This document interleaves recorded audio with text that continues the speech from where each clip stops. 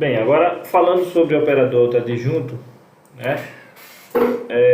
Desculpa, é o operador adjunto, né? Autoadjunto é um passinho a mais além desse aí que a gente vai ver daqui a pouco. Mas o operador adjunto ele tem uma definição basicamente que é essa daqui. A gente tem um produto interno, né? Deixa eu até colocar aqui. Seja, né, que é o princípio, V um espaço vetorial com um determinado produto interno, a gente simboliza dessa forma, né? E a gente chama isso aqui de um espaço, só para vocês ficarem sabendo, espaço de Hilbert. Teria sido Hilbert que trabalhou esses espaços aqui. Esses espaços com produto interno, ele tem uma estrutura bacana, né? Porque ele tem uma noção de comprimento, tudo baseado naquela noção que a gente tem no R2, no R3, onde a gente consegue definir norma com produto interno. Mas aí a gente tem isso na apresentação e tudo mais, vocês podem relembrar. O que importa é o seguinte: um operador entre espaços, né, um operador de V em V, com esse produto interno, que possa, a gente sempre pode associar ele a um operador autoadjunto. Então a gente começa com o operador T e associa a ele um operador adjunto. Se eu falar autoadjunto em algum momento, desconsidere. Na verdade, a gente está falando do adjunto em particular aqui.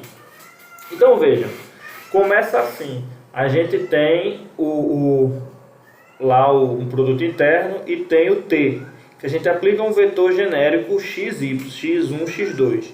E a gente tem esse produto aqui.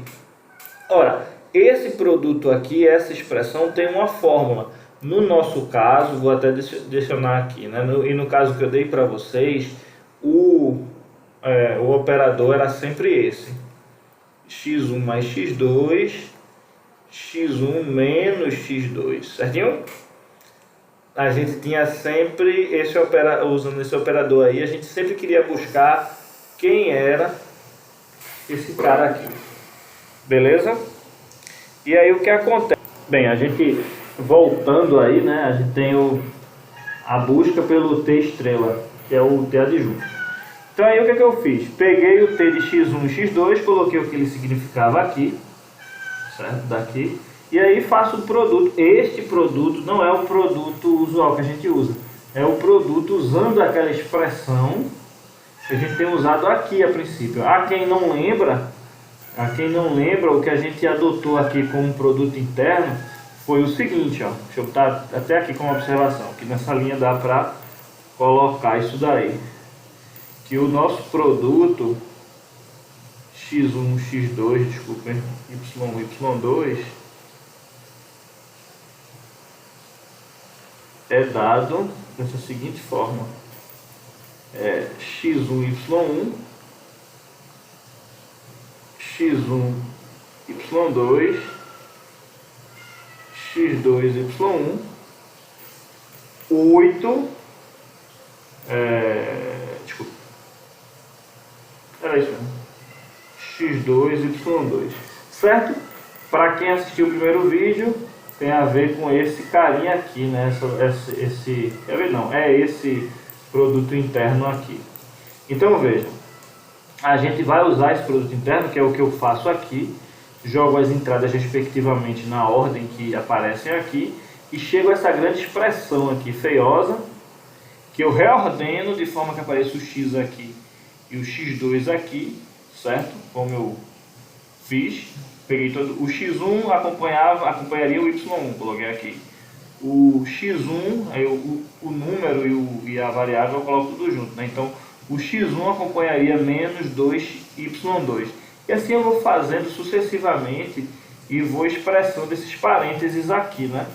Aqui é o parêntese, eu procuro todo mundo que tenha X1, isolo e coloco aqui, que eu posso simplificar, que é o que eu faço embaixo. A mesma coisa eu faço aqui com os que acompanham o X2. E aí o que acontece? Reduzir a essa forma e tenho um carinha. Sendo que o problema todo reside no seguinte fato: é porque ele não acabou. E aí, por que ele não acabou, né? Porque neste ponto em particular, você precisa lembrar que o X1 e o x2 não acompanham nesse produto interno aqui que a gente colocou o y1 e o y2, certo? Como a gente pensaria no caso no usual. Quem é que o x1 acompanha? Vamos olhar aqui. O x1, se você isola o x1 aqui, ele acompanha y1 menos 2y2, percebem? Que é o x1 aparece aqui nos dois primeiros. E quem acompanha o x2? O x2 acompanha, respectivamente, menos 2y1 mais 8y2, perfeito? Então esse cara aqui, ele vai ser essas expressões onde a gente substituiu a primeira entrada do t de y1 e y2, eu vou explicar isso melhor aqui, e a segunda entrada do t de y1 e y2 aqui, respectivamente nesses outros dois aqui. Por quê? Porque quando a gente escreve o produto interno, lembrem, o que a gente está querendo, quando a gente busca encontrar o bendito da matriz adjunta, é que isso seja x1, x2, vezes, né, produto interno, melhor dizendo, t de y1, y2, né? Então, o que vai entrar para fazer o produto com esse cara aqui não é o y1 e y2, né? É a aplicação primeiro até t estrela aqui, que é a adjunta, desse t estrela nesse parzinho aqui, nesse vetorzinho aqui, né? Então, vamos lá. Isso aqui, cruamente, não é o t, né? Não é a expressão da t. A gente precisa fazer um tratamento ainda, trabalhar isso aí para saber quem é a t. Aí veja aqui, ó, lembremos que esse produto não é usual. Em outras palavras, o que eu quero dizer, isso aqui não é o y1, isso aqui não é o y2, né? Não é aquele produtinho que a gente está cansado de trabalhar, que é x1 acompanhando sempre o y1 e o x2 acompanhando sempre o y2. Não é esse cara. Aqui, como a gente viu lá em cima, né? O x1 acompanha uma expressãozinha de y e o x2 acompanha outra expressãozinha de y, né?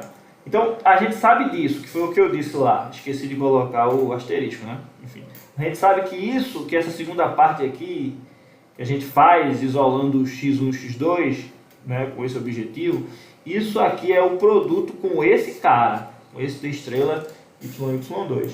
E aí, o que é que eu fiz? Eu dei um nome, né? Eu chutei uma expressão para esse cara. A gente sabe que, em geral, esse cara tem essa carinha aqui, né?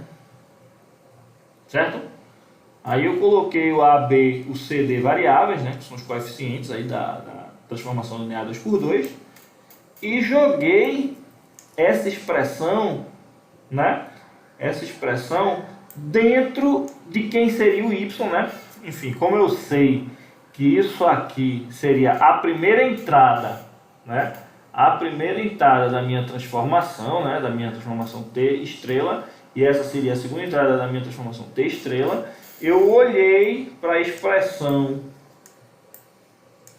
para essa expressão aqui, que é a forma que eu tenho quando eu pego esse produto interno, que eu tenho para quando eu isolo, desculpem, quando eu isolo o x1 e o x2, ele fica com essa cara, né? Então, eu precisaria jogar a primeira entrada do segundo vetor aqui, a segunda entrada do segundo vetor aqui.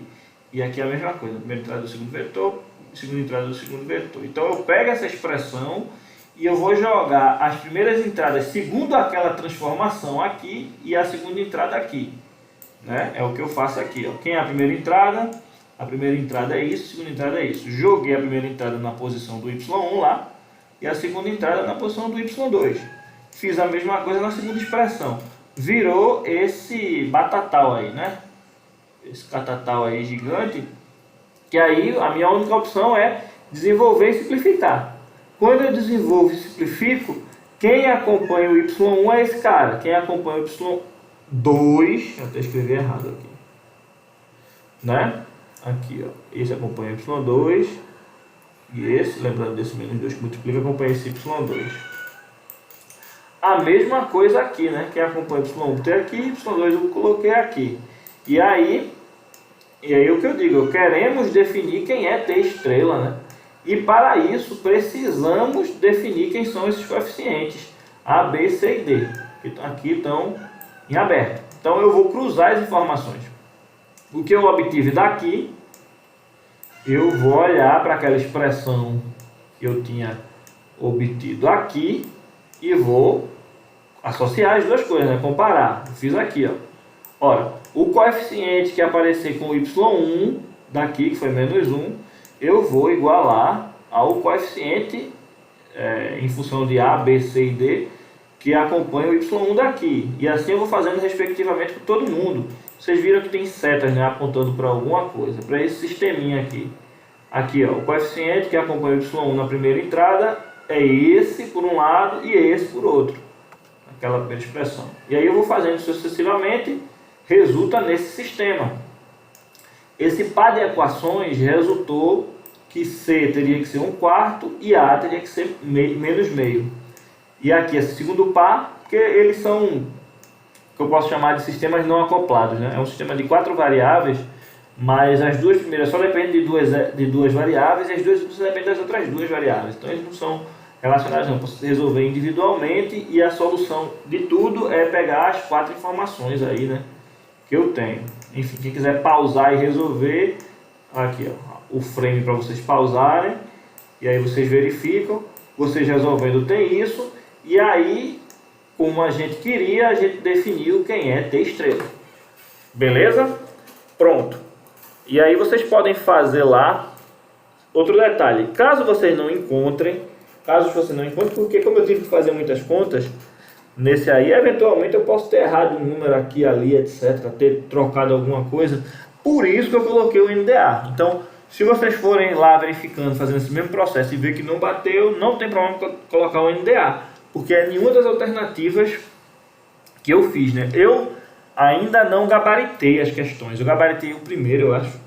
Eu gabaritei assim, fui marcando qual alternativa correspondia a quê, e os outros eu posso mudar até durante vocês estão resolvendo, então não se preocupem. Se não tiver, foi uma pergunta que me fizeram muito, eu fiz tal questão e não bateu com nenhum, então é nenhuma das alternativas, certo? Algumas têm sempre uma alternativa, outras não, aí você escolhe conforme for os seus cálculos demonstrarem, beleza? É isso aí.